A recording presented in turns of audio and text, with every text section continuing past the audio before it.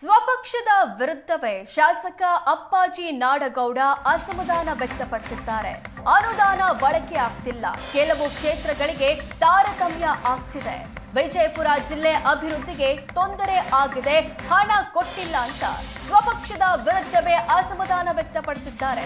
ಸರ್ಕಾರ ಈಗಲಾದ್ರೂ ಸರಿಪಡಿಸಿ ಅಂತ ಮನವಿ ಮಾಡ್ತೀವಿ, ಮಂತ್ರಿ ಆಗ್ತೀನೋ ಗೊತ್ತಿಲ್ಲ, ಕ್ಷೇತ್ರಕ್ಕೆ ಅನ್ಯಾಯ ಮಾಡಬಾರದು ಅಂತ ಬೆಂಗಳೂರಿನಲ್ಲಿ ಕಾಂಗ್ರೆಸ್ ಶಾಸಕ ಅಪ್ಪಾಜಿ ನಾಡಗೌಡ ಹೇಳಿದ್ದಾರೆ.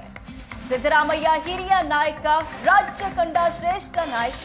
ಸದ್ಯಕ್ಕೆ ಸಿದ್ದರಾಮಯ್ಯ ಸಿಎಂ, ಮುಂದಿನ ಭವಿಷ್ಯ ನುಡಿಯೋದಿಲ್ಲ. ಬೆಂಗಳೂರಿನಲ್ಲಿ ಕಾಂಗ್ರೆಸ್ ಶಾಸಕ ಅಪ್ಪಾಜಿ ನಾಡಗೌಡ ಹೇಳಿಕೆ ಕೊಟ್ಟಿರೋದು. ಬದಲಾಗಿ ನಾನು ಮೊದಲಿಂದ ಹೇಳ್ತೀನಿ, ಈಗಾದರೂ ಹೇಳ್ತೀನಿ, ಅನುದಾನದ ಕೊರತೆ ಅನ್ನುವಂಥ ಪ್ರಶ್ನೆ ಇಲ್ಲ. ಇವತ್ತು 4 ಲಕ್ಷ ಚಿಲ್ಲರ್ ಕೋಟಿ ಅನುದಾನವನ್ನು ನಾವು ಅನುಮತಿ ಪಡೆದಿದ್ದಾರೆ. ನಮ್ಮ ಮುಖ್ಯಮಂತ್ರಿಯವರು ಬಜೆಟ್ ಮಾಡಿದ್ದಾರೆ. ಅನುದಾನದ ಕೊರತೆ ಅನ್ನುವಂಥ ಪ್ರಶ್ನೆಗಿಂತ ಬಳಕೆ ಆಗೋದ್ರಲ್ಲಿ ಕೆಲವು ಕ್ಷೇತ್ರಗಳಲ್ಲಿ ತಾರತಮ್ಯ ಆಗುತ್ತೆ.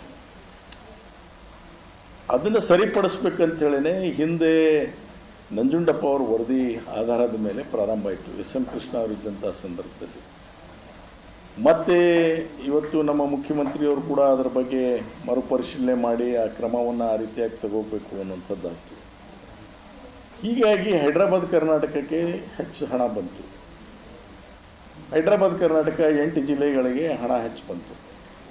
ಬಿಜಾಪುರ ನೇಬರಿಂಗ್ ಇರ್ತಕ್ಕಂಥವ್ರಿಗೆ ಅಷ್ಟೇ ಹಿಂದುಳಿದಂಥ ಪ್ರದೇಶ, ಅದು ಮುದ್ದೇವಾಳಾಗಿ.